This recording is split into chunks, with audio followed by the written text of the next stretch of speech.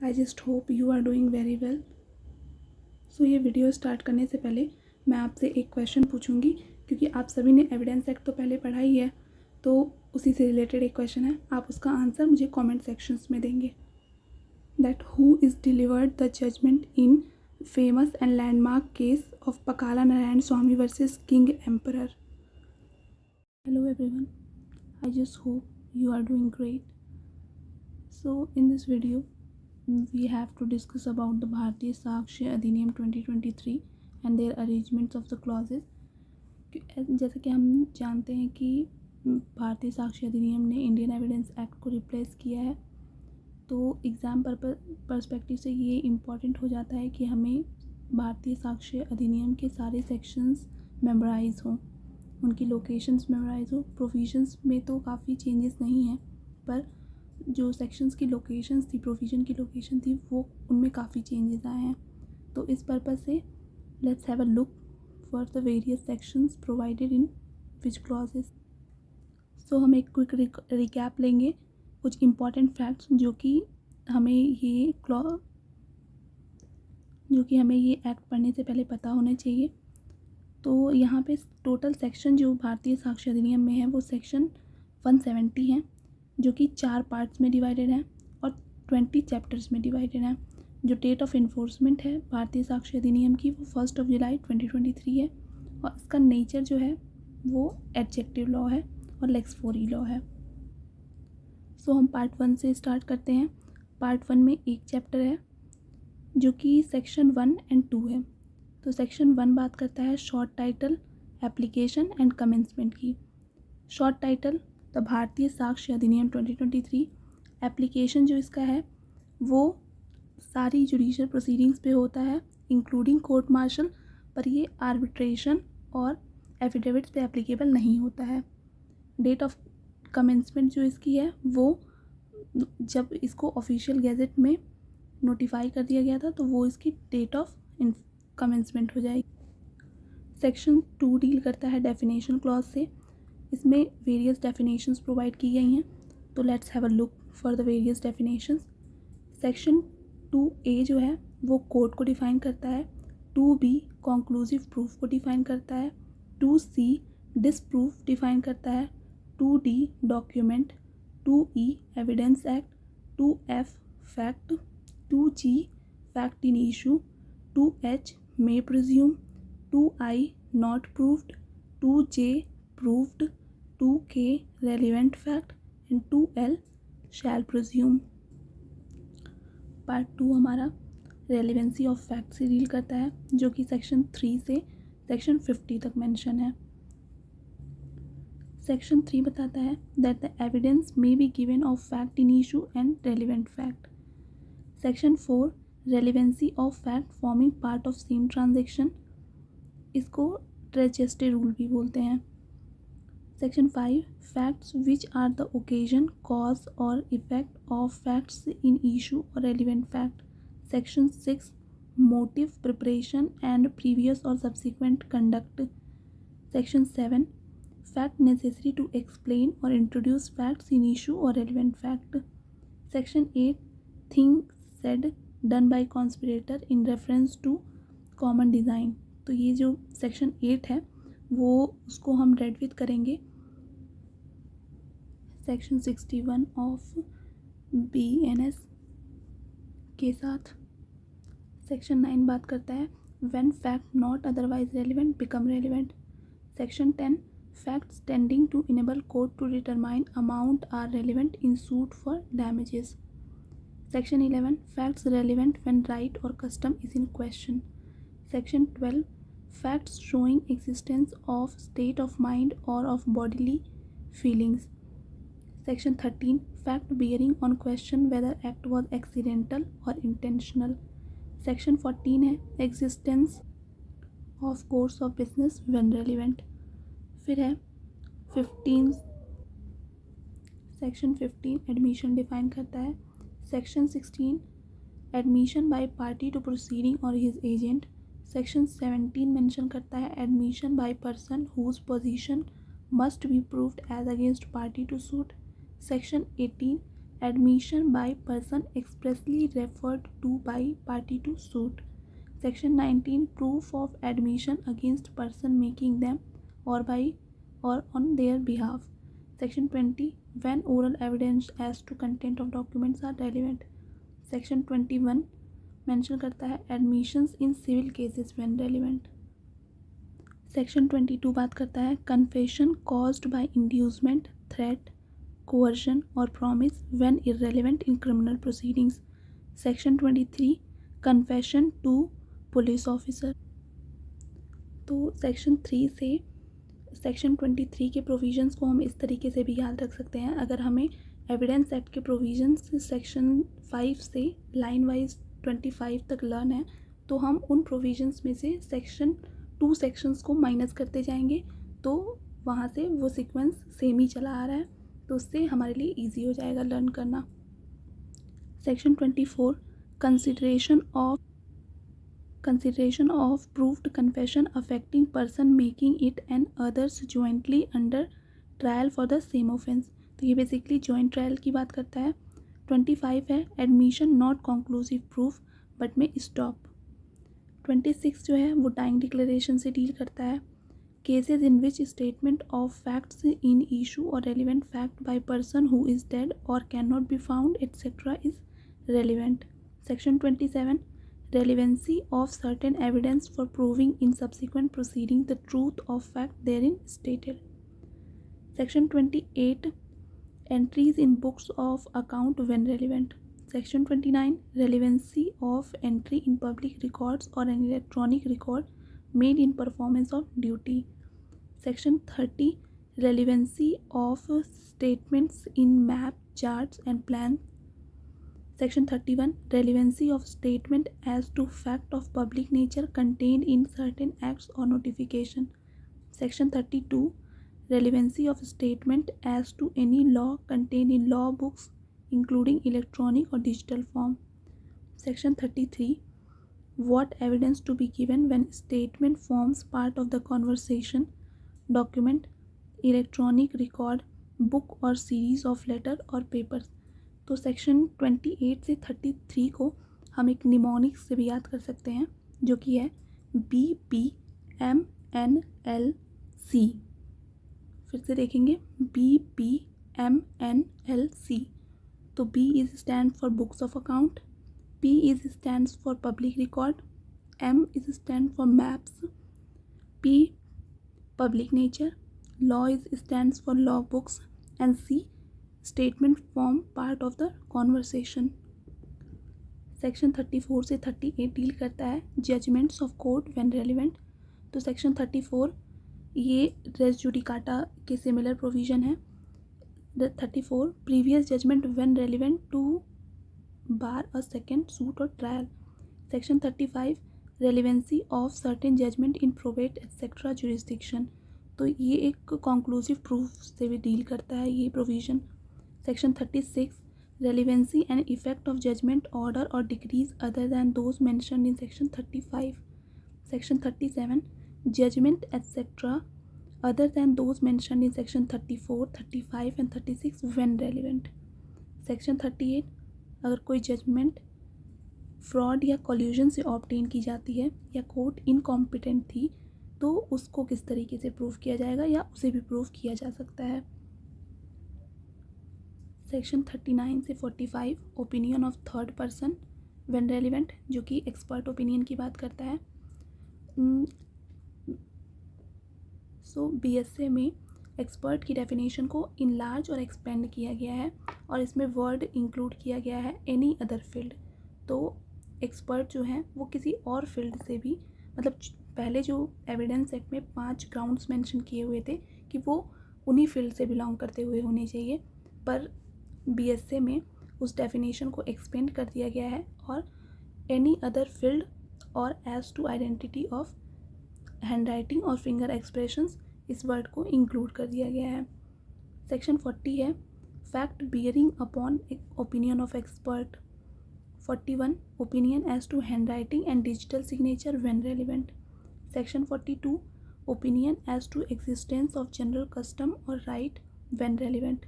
Section 43 opinion as to usages, tenets, etc. when relevant.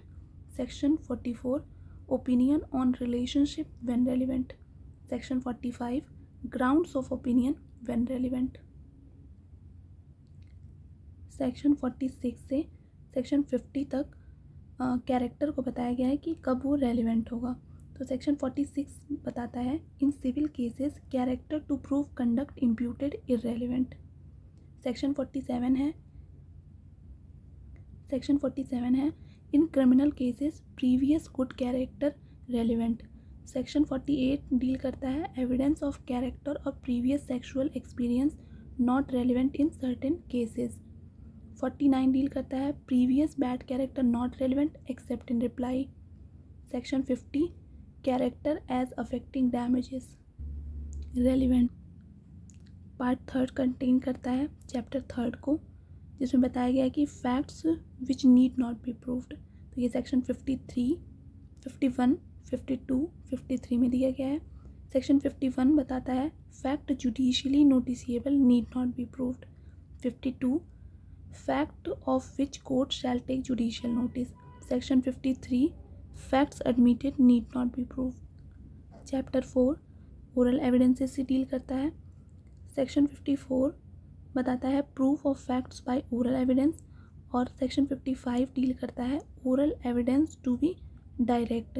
तो section 55 जो है वो एक कार्डिनल प्रिंसिपल भी है. चैप्टर 5 डील करता है डॉक्यूमेंट्री एविडेंसेस से. ये सेक्शन 56 से 73 तक दिया है डॉक्यूमेंट्री एविडेंसेस के बारे में. तो सेक्शन 56 बात करता है proof of content of document, जो कि प्राइमरी एविडेंस से या फिर सेकेंडरी एविडेंस से प्रूव किया जा सकता है आइदर. 57 जो है वो प्राइमरी एविडेंस को डिफाइन करता है. 58 सेकेंडरी एविडेंस को डिफाइन करता है. 59 जो है वो proof of documents by primary evidence की बात करता है. 60 cases in which secondary evidence relating to documents may be given. 61 admissibility of electronic और डिजिटल रिकॉर्ड्स की बात करता है. तो अगर हम BSA में देखेंगे तो इलेक्ट्रॉनिक और डिजिटल रिकॉर्ड को काफ़ी इम्पोर्टेंस दी गई है और इनमें काफ़ी इनलार्जमेंट एक्सपेंशन किया गया है इनकी डेफिनेशन में. जैसा कि हम जानते हैं कि डिजिटलाइजेशन का ये एरा चल रहा है, तो उसको ध्यान में रखते हुए इलेक्ट्रॉनिक एविडेंसेस और डिजिटल रिकॉर्ड्स को इम्पोर्टेंस देना ज़्यादा ज़रूरी हो गया था. सेक्शन 62 जो है वो special provision as to evidence relating to electronic records. 63 admissibility of electronic records से डील करता है. 64 rules as to notice to produce. Section 65 proof of signature and handwriting of person alleged to have signed or written document produced. Section 66 deal करता है proof as to electronic signature.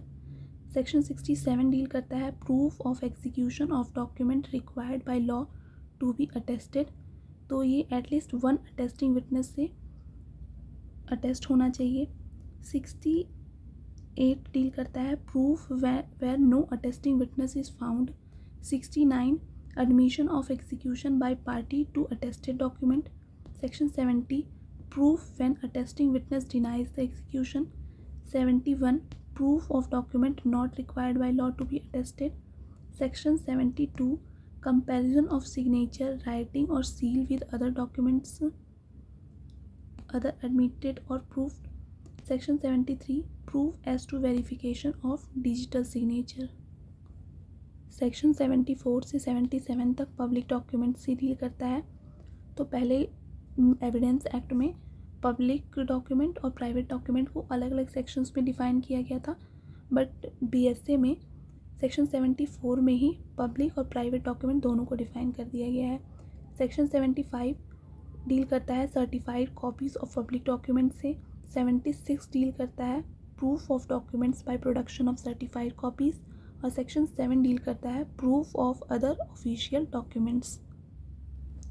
Section 78 से 93 तक presumption as to document से deal करते हैं, जिसमें शैल presumes है और मे प्रिज्यूम है. तो सेक्शन 78 से सेक्शन 87 तक सेक्शन 78 8 से 87 तक ये शैल प्रिज्यूम से डील करता है, और इसमें सेक्शन 91 को भी इंक्लूड करेंगे।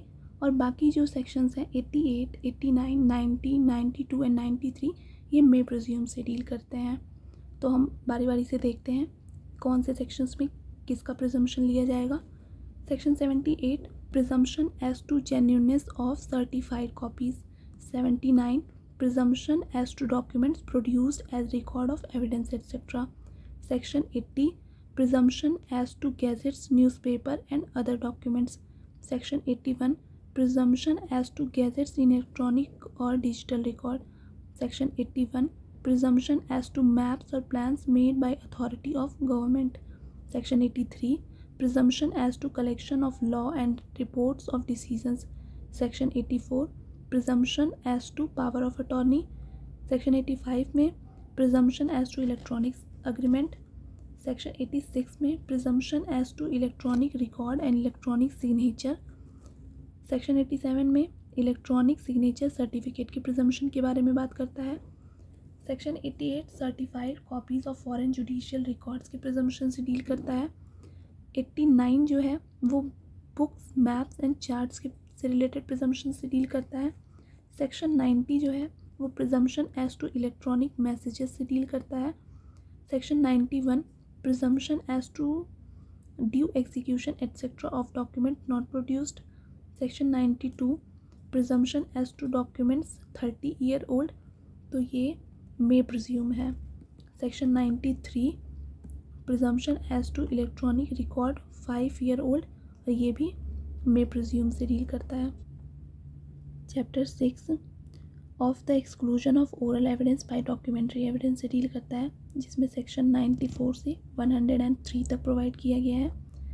सेक्शन 94 बात करता है evidence of terms of contract, grant and other disposition of property reduce to form of document.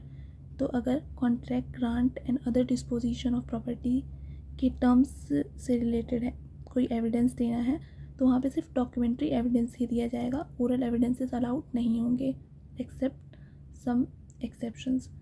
Section 95 जो है वो exclusion of evidence of oral agreement से डील करता है। सेक्शन 96 पेटेंट एम्बिग्यूटी की बात करता है। पेटेंट एम्बिग्यूटी का मतलब होता है जो अपेरेंट है, तो जहाँ पे अपेरेंट एम्बिग्यूटी होती है तो वहाँ पे evidences may not be given. Section 96 exclusion of evidence to explain or expand ambiguous document. Section 97 exclusion of evidence against application of document to existing facts. Section 98 जो है वो latent ambiguity से deal करता है और यहाँ पे evidences allowed होते हैं। Evidence as to document unmeaning reference to existing facts. Section 99 evidence as to application of language which can apply to one only of several persons. Section 100 evidence as to application of language to one of two set of facts to neither of which the whole correctly applies. Section 101 evidence as to meaning of illegible character etc. Section 102 who may give evidence of agreement varying terms document.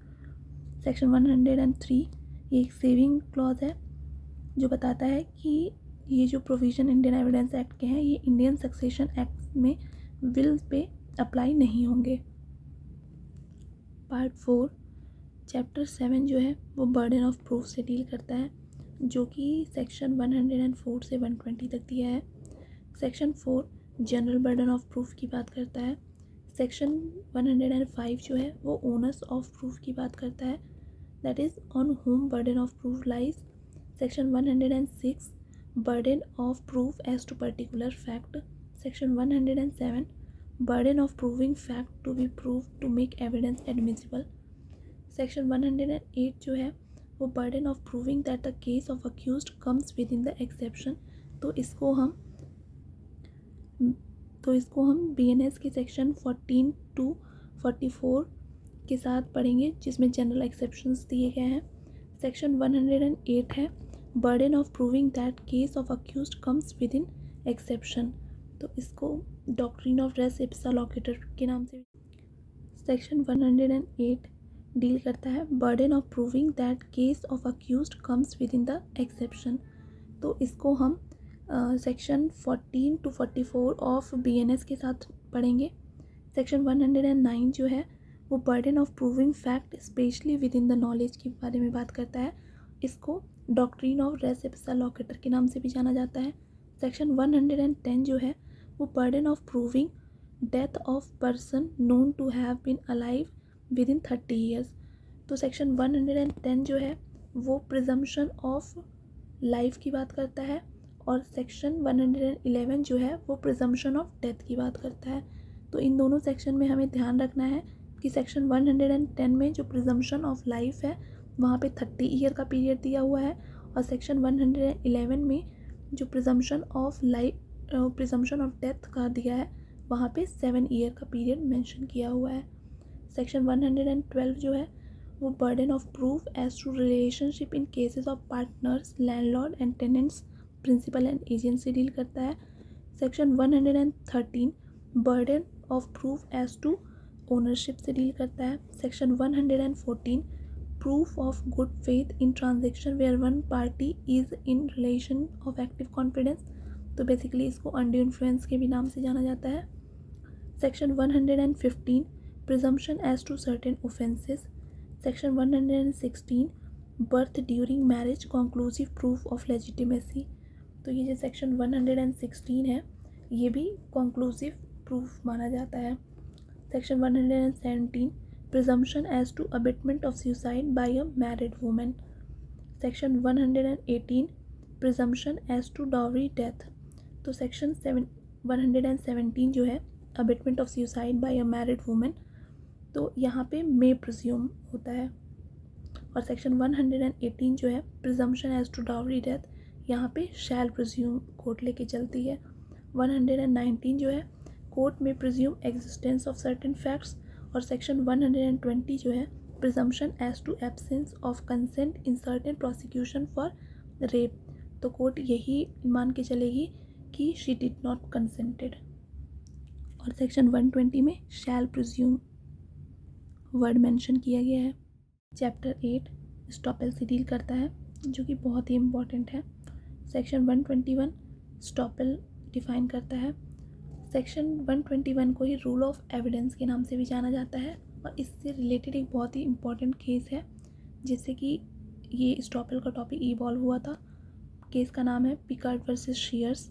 Section 122 estoppel of tenants and of licensee of person in possession. Section 123 deal करता है estoppel of acceptor of bill of exchange bailee और licensee से। Chapter 9 deal करता है witnesses से जो कि section 124 से 139 तक मेंशन किया गया है। सेक्शन 124 बताता है who may testify. Section 125 witnesses unable to communicate verbally. तो उनके जो एविडेंसेस हैं उनको ओरल एविडेंस कंसीडर किया जाएगा भले ही उन्होंने एविडेंसेस को जो है वो राइटिंग में दिया हो, साइंस में दिया हो या जेस्चर्स के फॉर्म में दिया हो। सेक्शन 126 जो है competency of husband and wife as a witness in certain cases. वो सिविल में भी हो सकते हैं और क्रिमिनल में भी। सेक्शन 127 जो है वो जजेस एंड मैजिस्ट्रेट से डील करता है। तो सेक्शन 127 में ही एक एडिशन हुआ है जो कि BSA में हुआ है और इसमें प्रोवाइज़ो ऐड किया गया है जिसमें बताया गया है कि कम्युनिकेशन अगर कोई होता है मिनिस्टर्स और प्रेसिडेंट के बीच में तो फिर वो कॉन्वर्सेशन जो है वो कम्प्लीटली एग्जेम्प्टेड होगी और कोर्ट ऑफ लॉ में उसको किसी भी तरीके से चैलेंज नहीं किया जा सकता है या पूछा नहीं जा सकता है। वहाँ पे शैल प्रिजम्पशन वर्ड का यूज़ किया गया है। फिर सेक्शन 128 है जो कि communication during marriage privileged communication की बात करता है और ये इसका पर्पस जो है to protect the trust and faith in marital obligation. इस पर्पस से सेक्शन 128 को इंसर्ट किया गया है। सेक्शन 129 जो है evidence as to affairs of state से डील करता है। सेक्शन 130 जो है वो ऑफिशियल कम्युनिकेशन से डील करता है। Section 131 information as to commission of offences. तो किसी जज को या फिर रेवेन्यू ऑफिसर को या पुलिस ऑफिसर को कैसे इंफॉर्मेशन मिली किसी ऑफेंस से रिलेटेड तो वो उससे वो नहीं पूछा जा सकता है, सोर्स ऑफ इंफॉर्मेशन नहीं पूछा जा सकता है। 132 प्रोफेशनल कम्युनिकेशन से डील करता है। 133 privilege not waived by voluntary evidence. 134 confidential communication with legal advisers. 135 production of title deeds of witness not a party. Section 136 production of documents or electronic records which another person having possession will refuse to produce। 137 deal करता है witness not excused from answering on ground that answer will criminate। Section 138 deal करता है accomplish से and Section 139 number of witnesses से deal करता है। Section 132 में एक बात का ध्यान रखेंगे कि एविडेंस एक्ट में यहाँ पे वर्ड यूज़ किए गए थे अटॉर्नी, प्लीडर, वकील वगैरह, लेकिन बीएसए में जो है उस सबको हटा दिया गया है और प्रोफेशनल कम्युनिकेशन में सिर्फ एडवोकेट को मेंशन किया गया है। चैप्टर 10 एग्जामिनेशन ऑफ विटनेसेस से डील करता है। Section 40 order of production and examination of witnesses, तो ये कोर्ट के डिस्क्रिप्शन के ऊपर है कि वो किस ऑर्डर में एविडेंसेस को लेगा और विटनेसेस को एग्जामिन करेगा। सेक्शन 141 जजेस to decide as to admissibility of evidence. Section 142 examination of witnesses. Section 143 जो है वो ऑर्डर ऑफ एग्जामिनेशन की बात करता है। तो जो ऑर्डर ऑफ एग्जामिनेशन है, सबसे पहले एग्जामिनेशन इन चीफ होगा, फिर क्रॉस एग्जामिनेशन होगा और फिर री एग्जामिनेशन होगा। सेक्शन 144 जो है वो cross examination of person called to produce document. तो यहाँ पे जिस आदमी को डॉक्यूमेंट के से लेके बुलाया गया है तो उसको क्रॉस एग्जामिन नहीं किया जा सकता है unless and until he called as a witness. Section 145 witnesses to character, तो ये क्रॉस एग्जामिन किया जा सकता है और री एग्जामिन भी किया जा सकता है। सेक्शन 146 जो है वो लीडिंग क्वेश्चंस के बारे में बात करता है। Section 147 evidence as to matters in writing. Section 148 cross examination as to previous statements in writing. Section 149 questions lawful in the cross examination. Section 150 when witness to be compelled to answer। Section 151 court to decide when questions shall be asked and when witness compelled to be answered। Section 152 question not to be asked without reasonable ground। Section 153 deal करता है procedure of court in case of question being asked without reasonable ground। तो यहाँ पे high court की involvement की बात की हुई है। सेक्शन 154 और 155 ये बहुत इंपॉर्टेंट है। फ्रिक्वेंटली क्वेश्चंस, ये क्वेश्चन जो है वो एग्ज़ाम्स में पूछा जाता है तो इसको हमें ध्यान रखना है। सेक्शन 154 जो है वो मे फॉरबिड से डील करता है और 155 जो है वो शैल फॉरबिड करता है। 154 में इंडिसेंट एंड स्कैंडलस क्वेश्चंस के बारे में बोला गया है कि नहीं पूछे जाएंगे और 155 में है क्वेश्चंस इंटेंडेड टू इंसल्ट और अनॉय, ये शैल प्रोवाइड किया गया है, ये नहीं ही पूछे जाएंगे। 156 जो है वो exclusion of evidence to contradict answers to question testify veracity. Section 157 जो है question by party to his own witnesses, तो बेसिकली ये हॉस्टाइल विटनेस से डील करता है। सेक्शन 158 जो है वो इम्पीचिंग क्रेडिट ऑफ विटनेस से डील करता है। Section 159 question tending to corroborate evidence of relevant fact, ये एडमिसिबल होगा। 160 formal statement of witnesses may be prove to corroborate letter testimony as to same fact, तो basically corroboration से deal करता है। Section 160।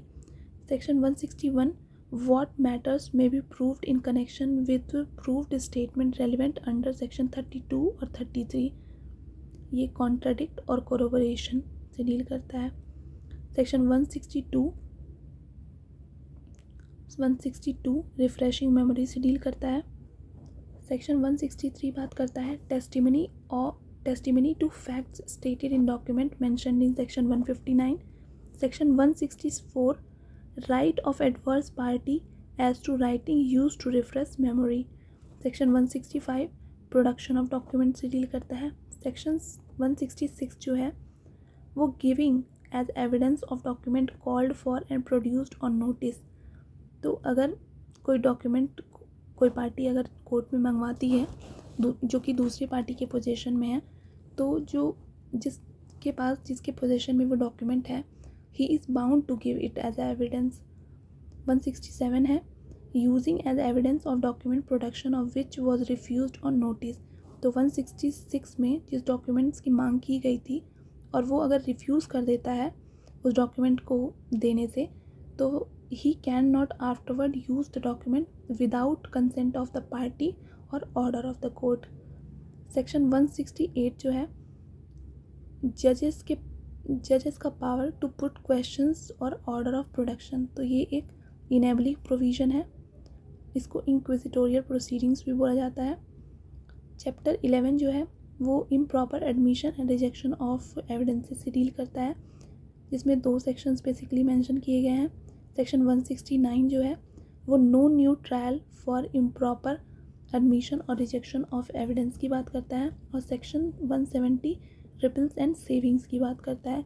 जो ये जो रिपल्स एंड सेविंग्स दी हुई हैं ये बेसिकली एविडेंस एक्ट 1872 से रिलेटेड बात करता है। इसमें एक शेड्यूल भी दिया गया है।